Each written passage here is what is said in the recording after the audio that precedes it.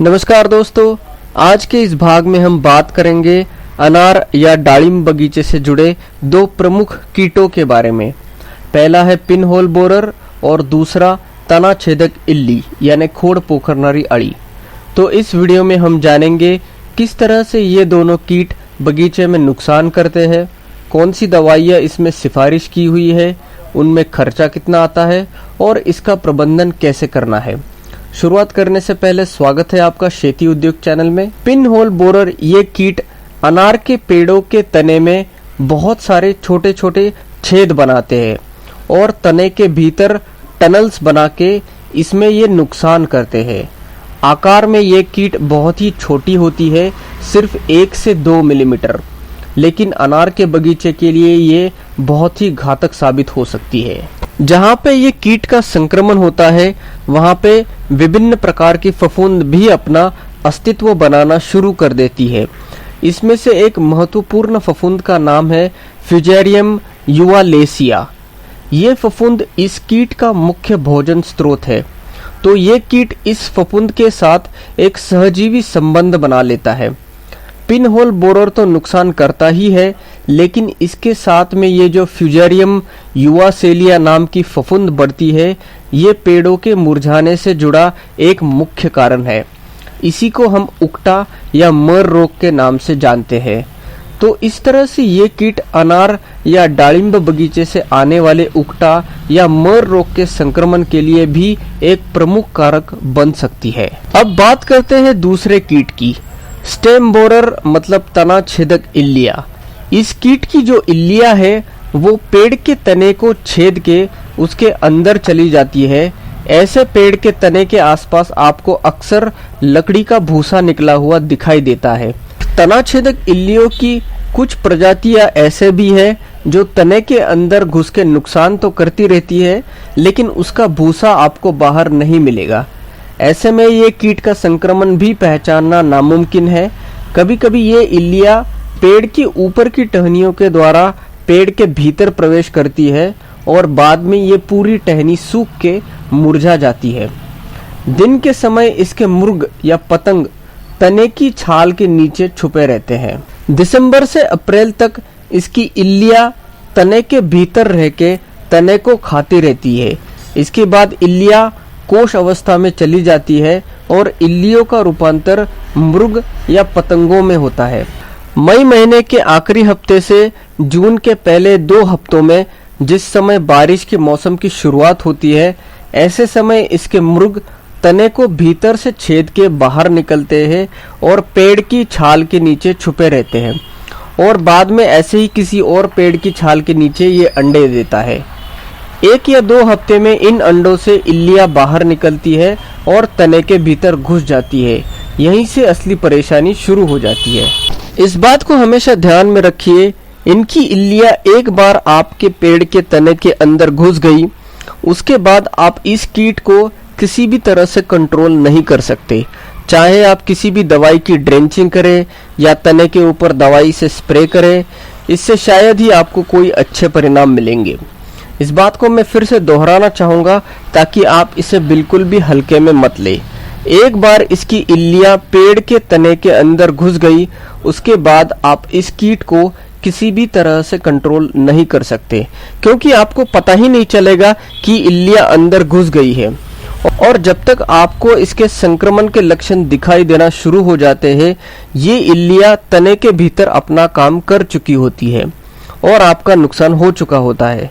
इसके बाद आप दवाइयों पे खर्चा करना शुरू कर देते हैं, लेकिन इसका कोई भी अच्छा परिणाम आपको नहीं दिखाई देगा, क्योंकि आप जो भी दवाइयाँ इस्तेमाल करते हो वो तने के भीतर जहाँ पे ये इल्लियाँ छुपी हुई है वहाँ तक इन दवाइयों को नहीं पहुँचा सकते।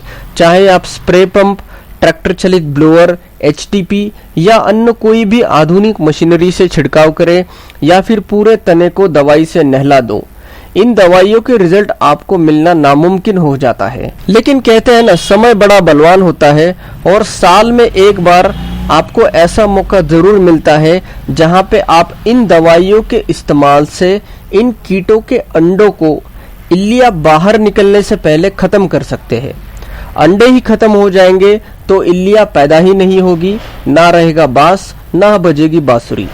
बात करते हैं उस अनुकूल समय की जब आपको हर साल बारिश का मौसम शुरू होते ही यानी कि 1 जून से 15 जून के दौरान अपने बगीचे में इन कीटों के प्रतिबंध के लिए रणनीति बनानी है।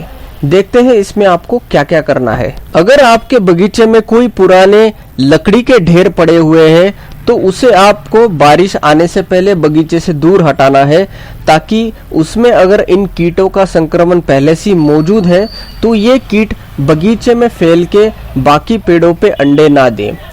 अगर किसी कारण लकड़ियों के ढेर को हटाना मुमकिन नहीं है तो कम से कम इन लकड़ियों के ढेर को बिना छेद वाले शेड नेट से 2 से 3 लेयर में पूरी तरह से ढक दे, ताकि उससे निकले हुए मुर्ग या पतंग वहीं पे अंडे दे और बाकी जगह ना फैले।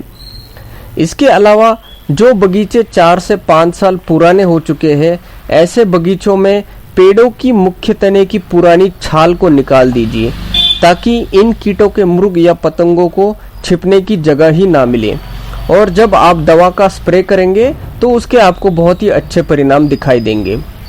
हालांकि ये थोड़ा सा कठिन है और मजदूरी वाला काम है, लेकिन साल में एक ही बार तो करना है। इसके बाद बगीचे के बाहर आपको कम से कम एक लाइट ट्रैप लगाना है। याद रहे, लाइट ट्रैप जो है वो बगीचे के बाहर लगाना है, अंदर नहीं, ताकि इनके जो मुर्ग या पतंग है वो प्रकाश की ओर आकर्षित होकर बगीचे से बाहर चले जाए। इसी तरह से इन मुर्गों या पतंगों को बगीचे से बाहर निकालने के लिए नीम की गंध को बगीचे में फैलाना जरूरी है।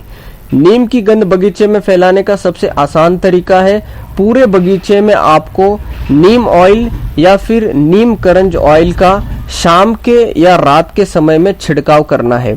नीम की गंध से ये कीट दूर भागती है। इसके अलावा जिनके बगीचे में ये कीट नहीं है और आप चाहते हैं ये कीट बगीचे में आए भी नहीं, उन्हें भी 1 जून से 15 जून के दौरान बगीचे में नीम या नीम करंज ऑयल का अच्छी तरह से 4 से 5 दिन में एक बार छिड़काव करें, ताकि इन 15 दिनों के दौरान नीम की गंध बगीचे में बनी रहे और ये कीट बगीचे में आए ही नहीं। तो इस तरह नीम की गंध इन कीटों को बगीचे से बाहर भगाएगी और बगीचे के बाहर लगाए हुए लाइट ट्रैप यानी कि प्रकाश जाल इन्हें अपनी ओर आकर्षित करेंगे। बगीचे से बाहर लाइट ट्रैप लगाने का एक और फायदा है, जिस रात में दीमक के पतंग सबसे ज्यादा निकलते हैं, इस तरह के दीमक के पतंग होते हैं जिन्हें अक्सर लाइट ट्रैप के आसपास आकर्षित होते हुए आपने देखा होगा, जिनके पंख टूट जाते हैं।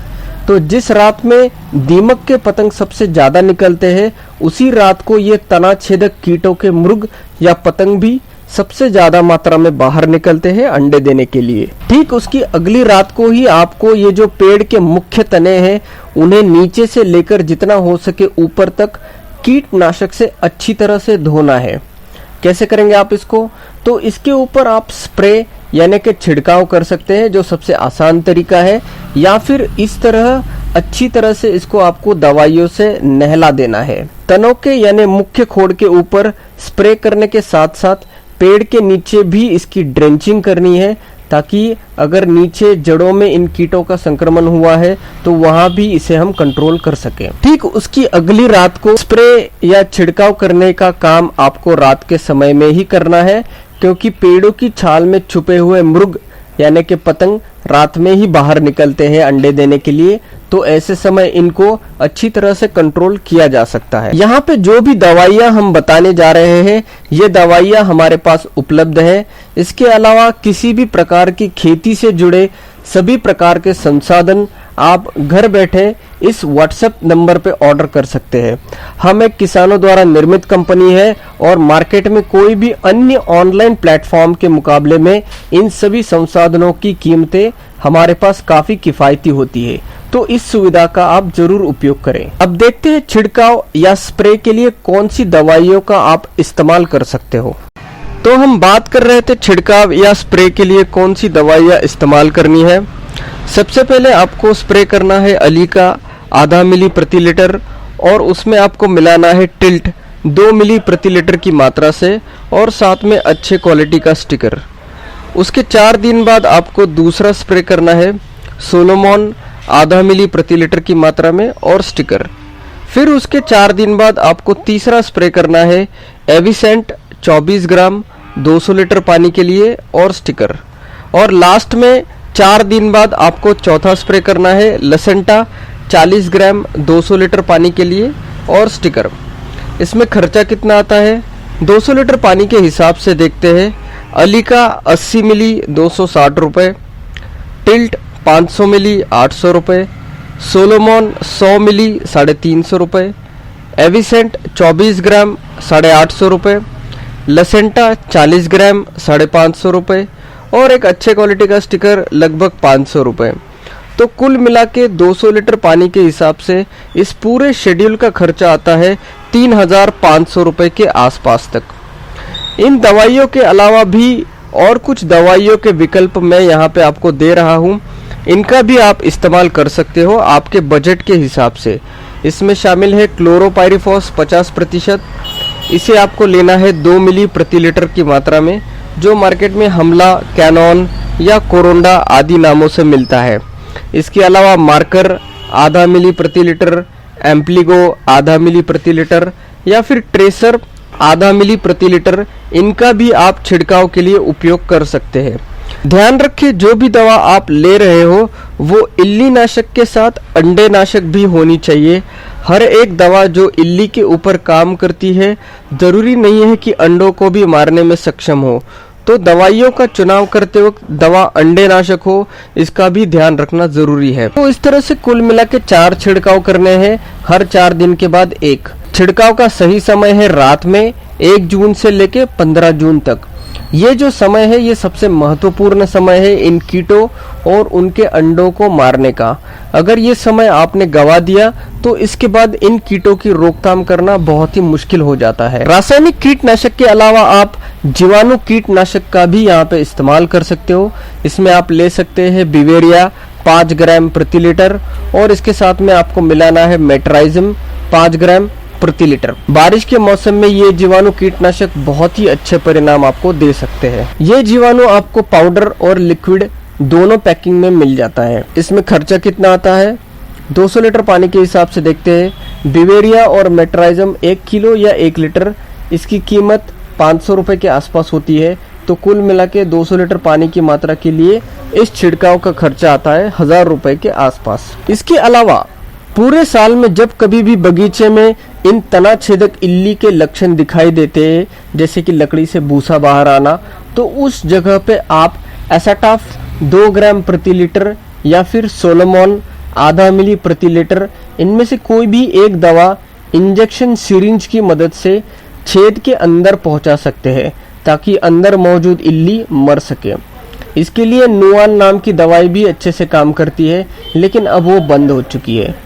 इन कीटों की वजह से बगीचे में उकटा या मर रोग फैल रहा है, तो उसके लिए भी आपको ड्रेंचिंग करनी पड़ेगी।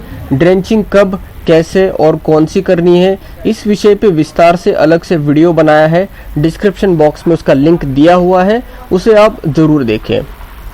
ये सब होने के बाद बगीचे में एक और महत्वपूर्ण काम आपको करना है। हर साल बारिश के मौसम में इन कीटों से बचाव के लिए आपको पेड़ के तने को लेप या पेस्टिंग करनी है। पेस्ट कैसे बनाते हैं? पेस्ट बनाने के लिए दवाई की मात्रा 1 लीटर पानी के हिसाब से, इसमें आपको लेना है लाल मिट्टी, जिसे काऊ या गेरू भी कहते हैं, 400 ग्राम प्रति लीटर। ये आपको किसी भी हार्डवेयर की दुकान में मिल जाता है। इसमें आपको मिलाना है क्लोरोपाइरिफॉस 50%, 2 मिली प्रति लीटर। उसके बाद कॉपर ऑक्सीक्लोराइड 2 ग्राम प्रति लीटर। उसके बाद नीम ऑयल या नीम करंज ऑयल 3 मिली प्रति लीटर और साथ में अच्छे क्वालिटी का स्टिकर। इसे अच्छे से एक साथ घोल के जमीन से लेकर पेड़ के तने को जहां तक हो सके पूरा लेप या पेस्टिंग लगा देना है।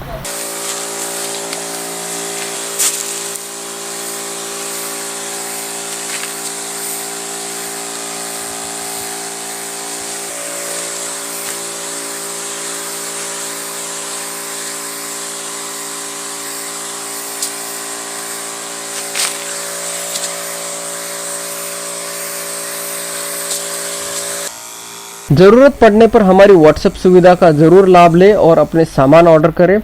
इस बात को हमेशा याद रखिए, ये जो दोनों कीट है इसका संक्रमण कमज़ोर पेड़ों पर सबसे पहले होता है। कमज़ोरी का कारण कुछ भी हो सकता है, खास तौर पे शुष्क मौसम या फिर अगर लंबे समय से पानी का तनाव दिया गया है बाहर लेने से पहले, तो इस दौरान इस कीट से रोकथाम के लिए नियमित निगरानी या अवलोकन किया जाना चाहिए।